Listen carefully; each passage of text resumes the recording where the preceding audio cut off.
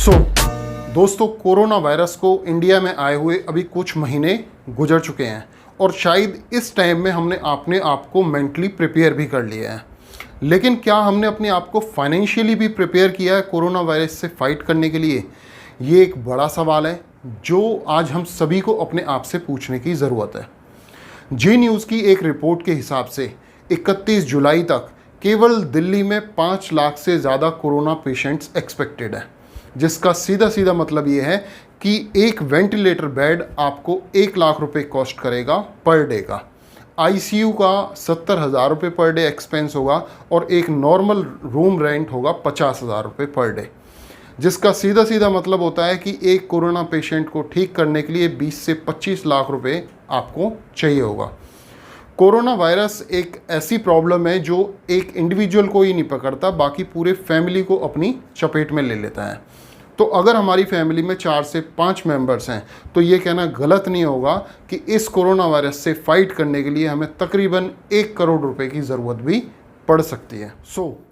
दोस्तों, अगर ये 1 करोड़ रुपए आपके पास हैं तो बहुत अच्छी बात है, होने चाहिए। लेकिन अगर ये पैसा हमारे पास नहीं है तो ये एक बहुत बड़ी प्रॉब्लम है और इसी प्रॉब्लम का सॉल्यूशन लेके आया हूँ मैं आज इस वीडियो में।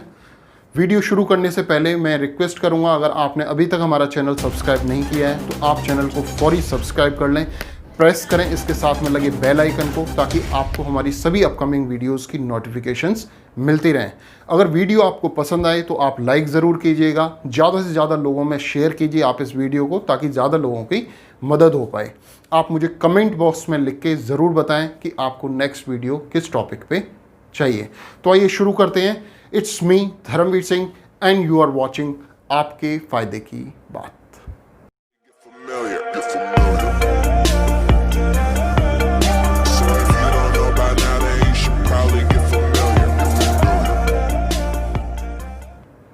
दोस्तों, हॉस्पिटलाइजेशन के बड़े खर्चों से अपने आप को प्रोटेक्ट करने के लिए हम लोग हेल्थ इंश्योरेंस पॉलिसी परचेज करते हैं, लेकिन ज़्यादातर मिडिल क्लास फैमिलीज़ 5 से 10 लाख रुपए का रिस्क कवर लेती हैं, जो कि आज की रिक्वायरमेंट के हिसाब से बहुत ही कम है।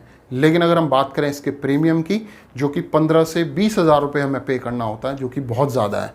और अगर हम लेना चाहें रिस्क कवर 50 लाख या 1 करोड़ जो आज के रिक्वायरमेंट के हिसाब से हमें चाहिए, तो शायद उसके लिए हमें इतना ज़्यादा प्रीमियम पे करना पड़ेगा जो हम लोग अफोर्ड ही नहीं कर सकते, राइट।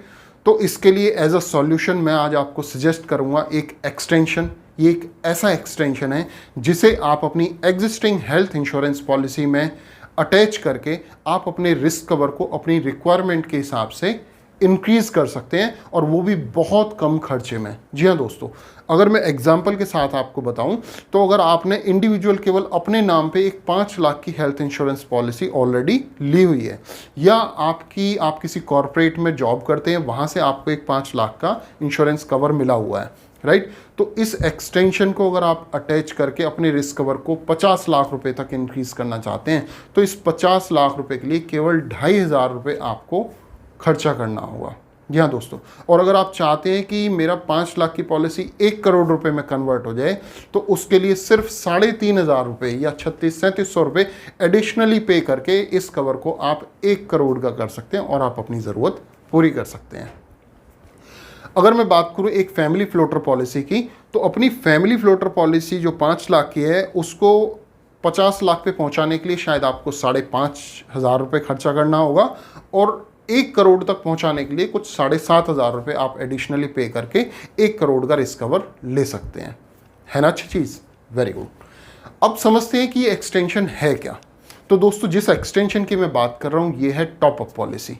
जी हाँ, टॉपअप क्या होता है, इसको समझने के लिए आप इसको समझ सकते हैं कंपेयर करके हेल्थ इंश्योरेंस पॉलिसी के साथ, राइट। जैसे फॉर एग्जांपल एक हेल्थ इंश्योरेंस पॉलिसी में क्या होता है कि आपका 1 रुपये से लेके और आपका जितना रिस्क कवर आपको मिला है 5 लाख या 10 लाख, वो सारा खर्चा हेल्थ इंश्योरेंस कंपनी बेयर करती है, आपको अपनी पॉकेट से खर्चा नहीं करना होता, राइट। लेकिन टॉपअप पॉलिसी क्या कहती है? टॉपअप पॉलिसी कहती है कि आपने जितने का डिडक्टेबल पॉलिसी में लगाया है वो पैसा आपको अपनी पॉकेट से खर्चा करना है, उसके ऊपर का एक्सपेंस वो टॉपअप पॉलिसी बेयर करेगी। यानी कि फॉर एग्जांपल आपने एक 5 लाख की पॉलिसी ली है हेल्थ इंश्योरेंस पॉलिसी, उसके ऊपर आपने 45 लाख रुपीज़ या 95 लाख रुपीज़ का एक टॉपअप लगवा लिया। अब आप हॉस्पिटलाइज होते हैं, हॉस्पिटल में आपका बिल बनता है 10 लाख रुपए, राइट। तो 5 लाख रुपए तो आपकी बेसिक हेल्थ इंश्योरेंस पॉलिसी से आप यूज़ कर पाएंगे और ऊपर का 5 लाख रुपए आपकी टॉपअप पॉलिसी पे कर देगी। अगर आपके 5 लाख रुपए आपने कोई कॉर्पोरेट पॉलिसी ली हुई है, आपकी कंपनी की तरफ से है, तो 5 लाख रुपए वहाँ से आपकी कंपनी भी बेयर कर सकती है। ऊपर का 5 लाख रुपए हर कंडीशन में आपकी टॉपअप पॉलिसी बेयर कर लेती है, राइट। अब टॉपअप पॉलिसी में अगर हम देखें डिसएडवांटेजेस की, तो एक प्रॉब्लम है जो इसमें हमें फेस करनी होती है। वो क्या है कि जब मान लीजिए फॉर एग्जांपल बिल बना 10 लाख रुपए का, हमने 5 लाख रुपए बेसिक हेल्थ इंश्योरेंस पॉलिसी से ले लिए, 5 लाख रुपए टॉपअप ने पे कर दिया, कोई प्रॉब्लम नहीं है। लेकिन अगर यहाँ पे सिचुएशन हम दूसरा केस लेते हैं कि फॉर एग्जांपल आपका बिल बनता है 4 लाख रुपए का, तो ये 4 लाख रुपए पूरा आपकी बेसिक हेल्थ इंश्योरेंस पॉलिसी से पे हो गया।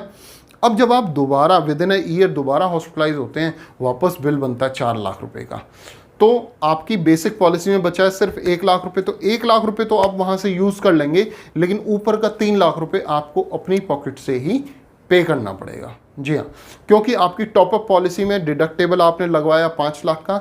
इसका मतलब है कि एवरी टाइम जब भी आप हॉस्पिटल में एडमिट होंगे, अगर 5 लाख से ऊपर का बिल बनेगा तभी आपकी टॉपअप पॉलिसी उस बिल को बेयर करेगी, अदरवाइज वो खर्चा आपको खुद से बेयर करना है, राइट। अब बात करते हैं इसके सॉल्यूशन पे। तो दोस्तों इसका सॉल्यूशन है सुपर टॉपअप। जी हाँ, अब मैं टॉपअप और सुपर टॉपअप में आपको डिफरेंस बताता हूँ। एक टॉपअप पॉलिसी में एवरी हॉस्पिटलाइजेशन पे डिडक्टेबल एप्लीकेबल होता है। जी हाँ दोस्तों, आप जितनी बार हॉस्पिटल में एडमिट होंगे, पहला जो डिडक्टेबल अमाउंट है फॉर एग्जांपल 5 लाख है, तो वो 5 लाख रुपए या तो आपको खुद से बेयर करना है या आपकी एग्जिस्टिंग हेल्थ इंश्योरेंस कंपनी उस एक्सपेंस को बेयर करेगी। जबकि सुपर टॉपअप पॉलिसी में आपका deductible as a whole applicable होता है पूरे साल के लिए, यानी कि एक बार आपकी बेसिक हेल्थ इंश्योरेंस पॉलिसी का रिस्क कवर कंज्यूम हो गया, उसके बाद चाहे आप एक बार हॉस्पिटलाइज होते हैं, 2 बार होते हैं या 3 बार होते हैं, सारा खर्चा आपकी सुपर टॉपअप पॉलिसी बेयर करेगी। तो दोस्तों सुपर टॉपअप पॉलिसी आपके लिए एक कंप्लीट सॉल्यूशन है, तो आपको टॉपअप की बजाय हमेशा ऑप्ट करना है सुपर टॉपअप पॉलिसी को। अब बात करते हैं सुपर टॉपअप पॉलिसी के बेसिक फीचर्स के बारे में। तो बेसिक फीचर्स की अगर हम बात करें तो पॉलिसी में एलोपैथिक ट्रीटमेंट के साथ साथ आयुर्वेदिक, यूनानी, सिद्धा, होम्योपैथिक जैसे जो ऑल्टरनेटिव 5 ट्रीटमेंट्स हैं उनको भी कवर किया गया है। पॉलिसी में इन पेशेंट हॉस्पिटलाइजेशन के साथ साथ सभी डे केयर्स को कवर किया है विदाउट एनी कैपिंग। सभी डोमिसिलरी ट्रीटमेंट को इसमें कवर किया गया है। पॉलिसी में 60 दिन का 60 डेज का प्री हॉस्पिटलाइजेशन कवर्ड है और 90 डेज का पोस्ट हॉस्पिटलाइजेशन कवर्ड। अगर बात करें जियोग्राफिकल कवरेज की, तो पूरे भारत में पैन इंडिया आप किसी भी स्टेट में अपना ट्रीटमेंट करा सकते हैं और उसके लिए कैशलेस पेमेंट आपको मिल जाती है।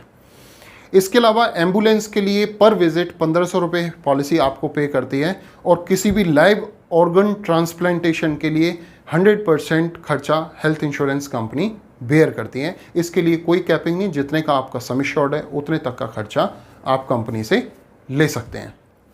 अगर बात करें पॉलिसी के स्टैंड आउट फीचर्स के बारे में, तो कॉरपोरेट एम्प्लॉयज़ के लिए ये बहुत अच्छी खबर है और उनको अच्छे से समझ लेना चाहिए कि ये टॉपअप पॉलिसी अगर आप 5 साल तक कंटिन्यू कर लेते हैं तो 5 साल बाद इसी टॉपअप पॉलिसी को आप अपनी बेस पॉलिसी में भी कन्वर्ट करा सकते हैं। जी हाँ दोस्तों, लेकिन इसके लिए कंडीशन एक एप्लीकेबल होगी कि आपकी एज 5 साल बाद, अब से 5 साल बाद आपकी एज 50 साल से ज़्यादा नहीं होनी चाहिए। जी हाँ, आपकी एज 50 साल के अंदर अंदर होनी चाहिए। इसके अलावा पॉलिसी में 15 दिन का फ्री लुक पीरियड है। आप पॉलिसी को पढ़ के अगर आप चाहें, आपको समझ नहीं आती है पॉलिसी, आप उसको कैंसिल भी करा सकते हैं। 30 मिनट्स में कंपनीज क्लेम सेटल करने का दावा करती हैं। इसके अलावा कुछ कंपनीज इस पॉलिसी में ऐसी डिजीज़ को भी कवर करती हैं जो शायद आपकी बेसिक हेल्थ पॉलिसी भी कवर नहीं करती। जी हाँ दोस्तों, जैसे HIV एड्स को ये पॉलिसीज़ कवर कर पाती हैं, आपका मेंटल डिसऑर्डर को ये कवरेज देती हैं और वो भी विदाउट एनी कैपिंग। जी हाँ, आपके रोबोटिक ट्रीटमेंट्स का कवरेज इस पॉलिसी में आपको मिल जाता है। या इसके अलावा आप आर्टिफिशियल इंटेलिजेंस का खर्चा भी यहाँ से ले सकते हैं। आर्टिफिशियल इंटेलिजेंस में क्या होता है कि जब तक आप फॉर एग्जांपल आप वेंटिलेटर पे हैं, लेकिन हमारा ब्रेन जब तक काम करेगा तब तक का हॉस्पिटलाइजेशन का खर्चा ये कंपनीज बेयर करती हैं इस पॉलिसी के अंदर। इसके अलावा अगर हम बात करें बेसिक एक्सक्लूजन्स की, तो जो नॉर्मल आपकी हेल्थ इंश्योरेंस पॉलिसी में एक्सक्लूजन्स होते हैं वो सभी एक्सक्लूजन्स इस पॉलिसी में भी एप्लीकेबल होंगे। जैसे आपका 30 डेज का वेटिंग पीरियड है, या आपका प्री एग्जिस्टिंग डिजीज़ का 4 या 3 इयर्स का वेटिंग पीरियड जो नॉर्मली होता है। कुछ डिजीज़ हैं जो आपकी 2 साल बाद कवर होती हैं, और कुछ आपकी परमानेंट। आज के लिए इतना ही, मिलते हैं आपसे नेक्स्ट वीडियो में। Till then, spread happiness, take care and bye bye.